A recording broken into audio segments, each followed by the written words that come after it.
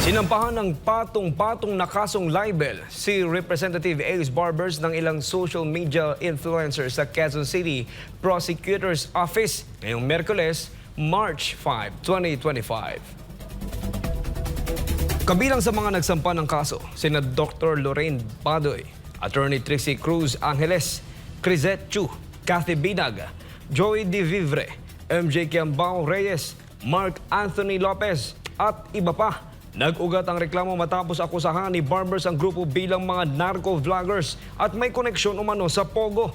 Mga paratang na mariing nilang itinanggi. Ayon sa kanila, walang basehan ang mga pahayag ng kongresista at labis itong nakakaapekto sa kanilang reputasyon at kabuhayan. Dahil dito, naghain sila ng kasong libel para ipagtanggol ang kanilang pangalan at pananagutin si Barbers sa kanyang mga alegasyon.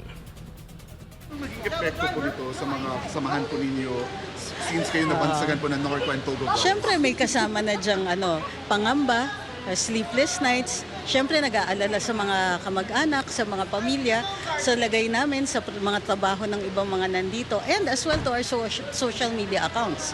May iba sa amin na monetized yung social media.